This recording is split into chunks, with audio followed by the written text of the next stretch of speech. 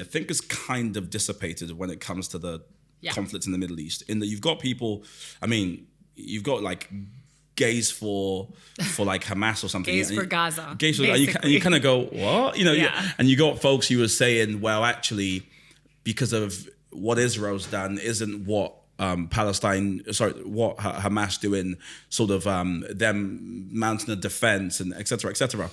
As someone who's obsessed with framing, that's why I always look at any news story. I'm like, I want to see how this is framed. But I do want to put something to you, which is that, so you spoke about us recognizing these networks, recognizing these powers.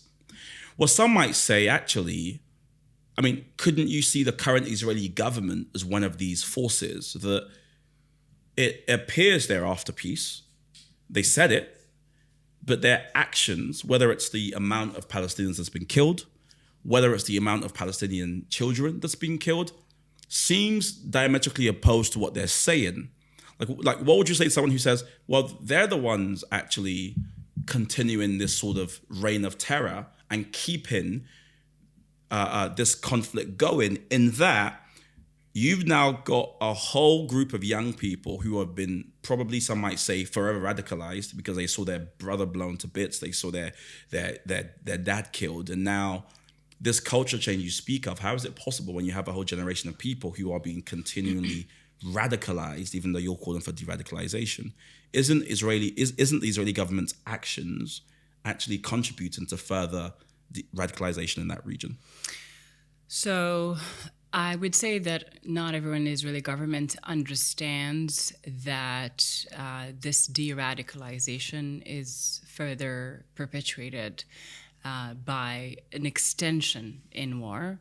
And that's why you see Israel's allies in the Middle East, right, the Abraham Accords countries, who have normalized the relationship with Israel and speak to Israel and with Israel in a very different tone than countries that are referred to as sort of the axis of resistance, that are pushing this anti-Zionist narrative around. And the reason for that is because the countries of the Abraham Accords really understand radicalization and have had to deploy so many strategies internally, so domestically as well as regionally, to de-radicalize cultures. And this has been the case in particular since the Arab Spring, which brought out, like lifted the lid over the systems of extremism across the region. Happy to go into that further.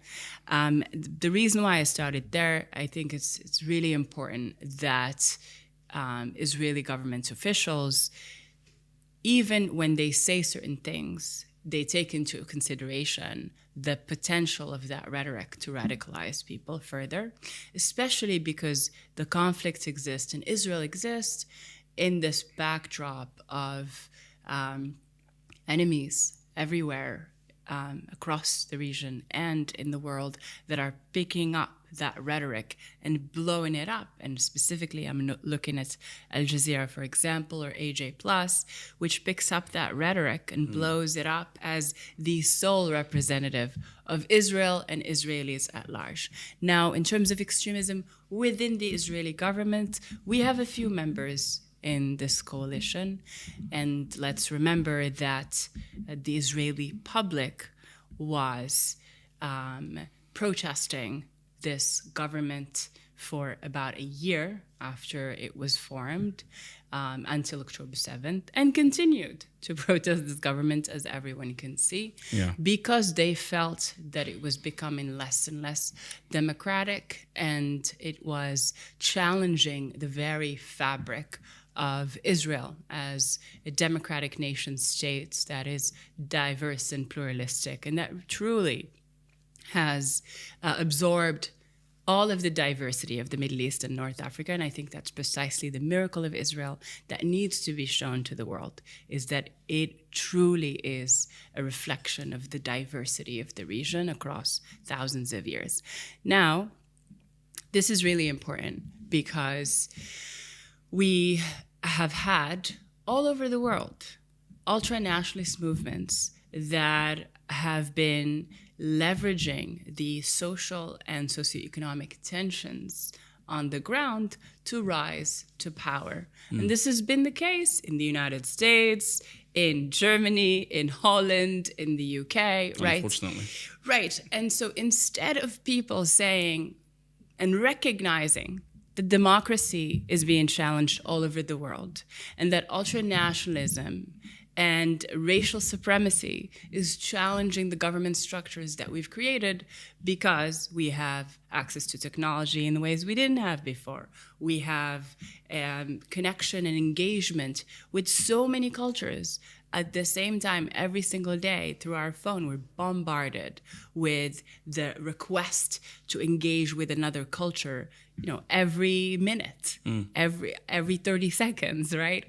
And that requires of us to create new systems of belonging, of relating to other cultures, relating to each other. And so, of course, our political structures and social and socioeconomic structures are being challenged. But what I ask of the world, and this is where things go wrong, is that instead of seeing it as a pattern that is global and that is very specific to democracies in general, we are showing these double standards when it comes to Israel. And people must recognize that that is a result of anti-Semitism, because Jews have always been subjected to severe double standards and expected to always be the exception. And this is normal for minorities in general, right? I'm sure you can relate. As a minority in the UK, you're always held to this insane double standard. You have to do more than everyone else to show that you're human enough. This is precisely what Israel goes through in the Middle East and all over the world.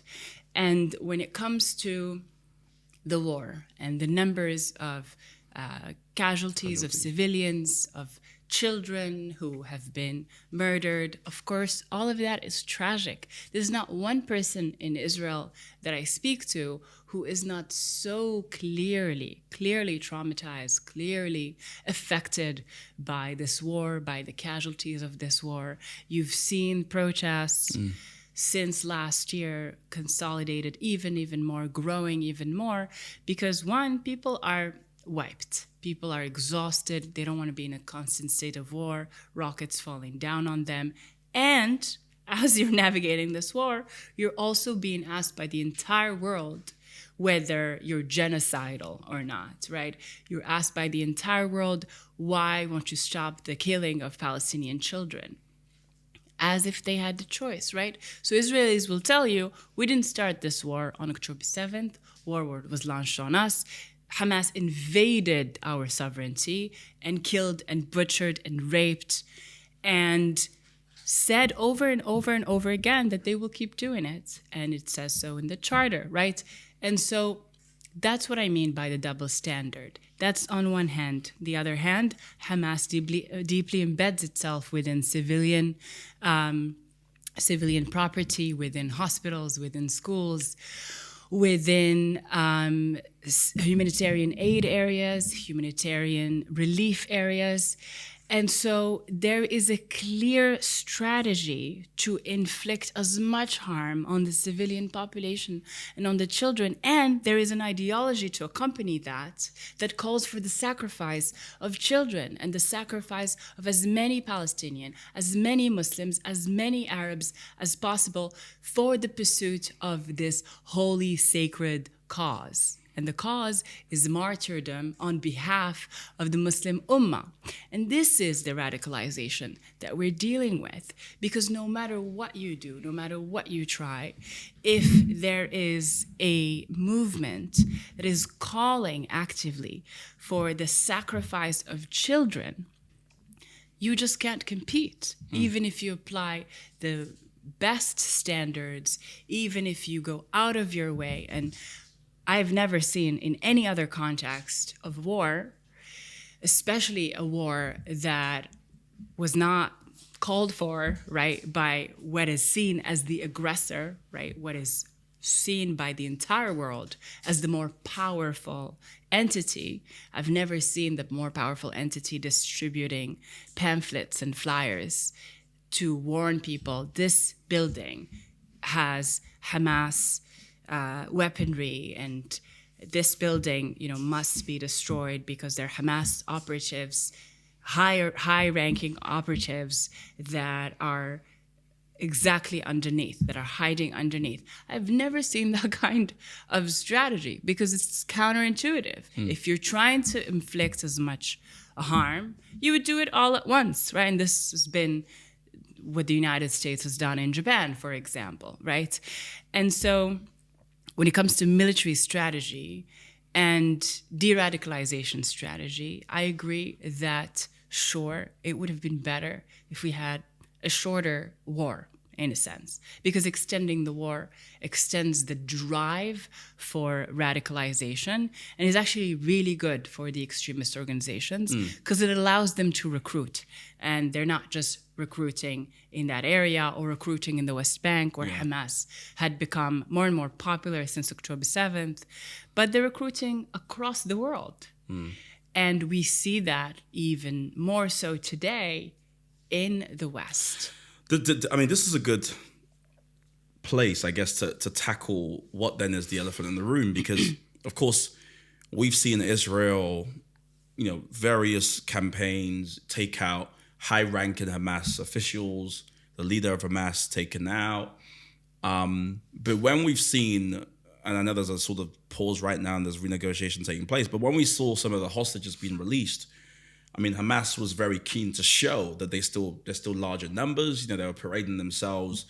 And it seems as though Hamas is still strong. Now, of course, their machinery, to your point, weapons, that may be depleted. But when you've got the Muslim Brotherhood that's funding this organization, you've got Iran ensuring they're sort of well supported. It's, as you kind of said already in this conversation, an ideology.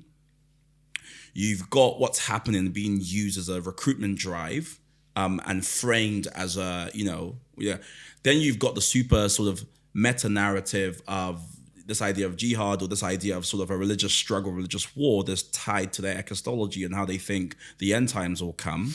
Sure. How do you defeat that? How do you, are bombs going to do it? Is it, no. What does Israel really plan to achieve in that? How does it think it will defeat such a multi-layered and very sort of, for me, kind of undefeatable, sort of always morphing issue? I would argue that Israel was already engaged in a process of de-radicalization, and that's why Hamas attacked on October 7th. And what I mean by that is Israel was actively involved in the peace process across the region, signing the Abraham Accords, leading different peace initiatives, and coming into new relationships and normalizing relationships all over the region.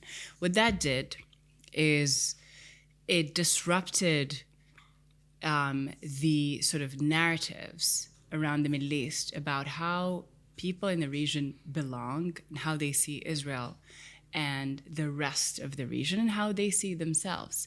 Because if you've successfully managed to completely marginalize all other minorities for decades and successfully managed to brainwash people to think that the whole region is just Muslim and Arab, it becomes very easy to kick out the non-Muslim and the non-Arab in the region.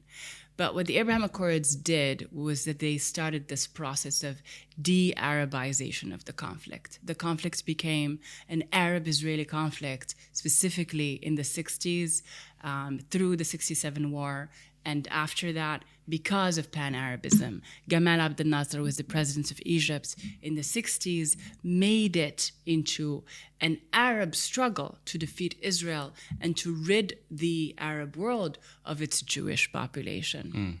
And by the way, at the time, Gamal Abdel Nasser was being threatened by the Islamists, and that's why he had to almost kind of compensate for the lack of a cohesive identity that the Islamists were presenting a much more powerful narrative for the people on which to onboard them. And he had to almost overcompensate by using Israel to push this narrative that we're all Arab and that's why we have to essentially gang up against Israel, right? Now, this is really important because the de-Arabization of the conflict meant that we were sort of chipping away in this big boulder of issues that were attached to Israelis and Palestinians and creating more space for conflict transformation towards eventually a resolution. Saudi Arabia was really on the precipice of signing a peace deal with Israel. In fact, 3 weeks before October 7th, Saudi Arabia sent an official envoy to Ramallah, who is going to become the official Saudi ambassador to the Palestinians for the first time in history.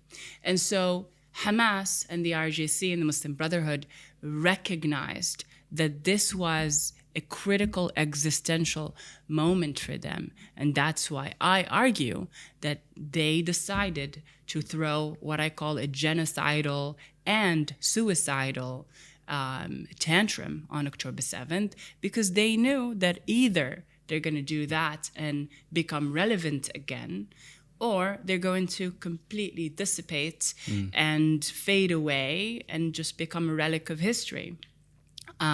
Especially because what a Saudi-Israeli normalization does is that it creates a new culture for the Muslim world. So not only was it de-Arabized as a conflict, but it becomes de-Islamized as a conflict, right?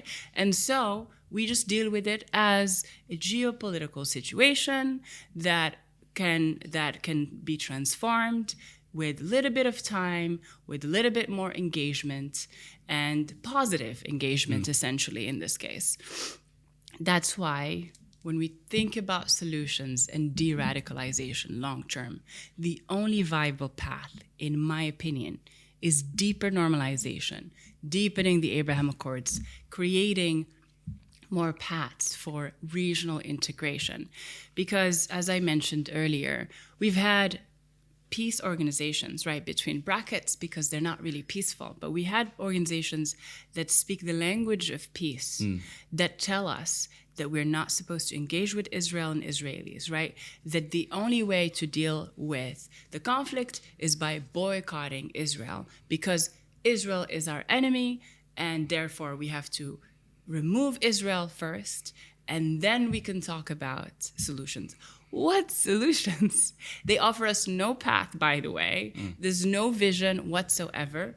They are stuck in a genocidal call from the river to the sea. That's what they're selling us, which is an Islamist call. This is exactly a manifestation of what I call the Red-Green Alliance. So the marriage between the extreme progressives, right, the Marxist leftists, and the Islamist movement. And there's a long history and philosophical ideology to this, and happy to go into that. But effectively what we ended up with are calls to delegitimize Israel and isolate Israel, and to disable any attempt of peace in the region. So what is the natural response to that if you want to eliminate all the bad actors, not just the bad faith actors, but actual bad actors? The only effective strategy is to normalize, because then you have people going to Israel, you have Israelis going to the rest of the Middle East, you have more Arab-Jewish conversations, and therefore more possibilities for dialogue and conflict transformation. And do you believe in this? Do you have this vision with a Palestinian state, a fully autonomous Palestinian state? Or do you, I mean, what's your sort of, I know a two-state solution is one of those blunt instruments where you're like, what do you mean by that? But you know, would you say that's where you sit, or do you have another idea about how that region is? So I'm part of two-state solution organizations, part of the Israel Policy Forum, which is two-state policy and sort of think tank institution that has been, lobbying and creating conversations and allies for a two-state solution. Now, what I think in terms of a resolution to this conflict is not so relevant, because we have so many changing dynamics and I can't actually predict what's going to happen. But I'll tell you what I think in the spirit of transparency and creating more nuance. Good. We like transparency. I think that Hamas, unfortunately, and this is why I called their actions on October 7th, their massacre, both genocidal and suicidal, I think Hamas brought the Palestinian issue back to the table after the Abraham Accords, which people showed concern that Palestinians were being sidelined, which is not true, and happy to go into why. But I think Hamas brought back the Palestinian issue to the table only to remove it for good. And it's really horrific to think about. But Hamas has effectively instrumentalized, used, abused the Palestinian people for their ideology, which is an Islamist ideology, a genocidal ideology, and an oppressive, repressive ideology that has hurt Palestinians the most, as well as hurt Israelis and other people in the Middle East. And it's really unfortunate to see where we are in this war today, because it's not just how the war has played out in the Middle East, but it's also the moment where we find ourselves politically all over the world, with the Trump administration also coming back to the United States, and with decades of paralyzed peace processes, right? Failed peace processes and multiple stakes and stakeholders, multiple actors who, even though had all the incentive to resolve this conflict, were not interested in solving it. And so what we're seeing with the Trump administration, for example, and I know a lot of people are reacting to this idea of a Riviera in Gaza, of course. They're reacting to the possibility of the displacement of all Gazans out of Gaza, and essentially the disappearing fate of Palestinian sovereignty, right? I know that that's a really difficult thing to contend with and to see unfold. I think what the Trump administration is trying to do, this is not, I'm very nonpartisan, not in defense of anyone. I look at the facts on the ground. What they're trying to do is to accelerate a peace-building process by effectively disarming, neutralizing all parties involved. And we have multiple parties because, once again, this was never an Israeli-Palestinian conflict.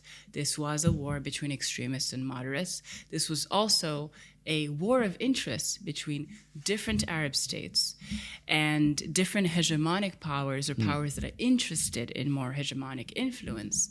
And so what the Trump administration is doing is forcing Egypt, forcing Jordan, forcing Arab allies, as well as enemies to Israel, to think about solutions. Yeah, correct. Because what are we going to do if we're just constantly being dragged to the same problems all over again, which have massive repercussions, not just for the Middle East, but as you can see over the last year and a half, for the entire world. For every institution that we build, every DEI initiative that we build, every Democratic or Republican party or spaces that we create, there will be repercussions that are tied to this. Why? Because there are multiple interests from all over the world taking place, multiple proxies that are in a conflict of interest in the Middle East. And that's why after October 7th, I worried about a third world war. To be very honest with you, within the next couple of weeks, I was really contemplating the possibility of this escalating into a massive war, because there are interests from China, from Russia, obviously, that are also competing with American and British interests in the Middle East. I mean, yeah, solutioneering is difficult, right? Because you don't want to reduce complex things to like, this is what needs to happen next, and if it was as simple, to your point, as that, everyone would have solved this conflict by now, right? I mean, I know what should happen next. The question is, who is going to take that initiative and make sure that actually happens when we know this exists in a backdrop of competing interests? I think this is why some of the Trump strategies can be really effective because he's taken a very entrepreneurial take on certain things.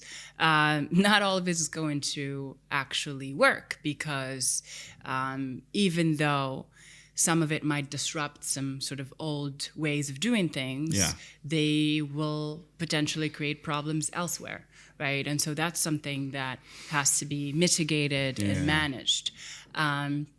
Ultimately, I think the polarization and the partisanship that has been created around this issue in the Middle East, and whether we call it Israeli-Palestinian conflict or the conflicts between extremists and moderates, this has been so toxic and so damaging for the lives of the 99% across the region. And I insist on the 99% because when we have war and violence, it's not the elite who suffers. The elite can fly elsewhere and get out of a war zone. It's the populations, it's the working class, etc. It's the people who have nowhere else to go.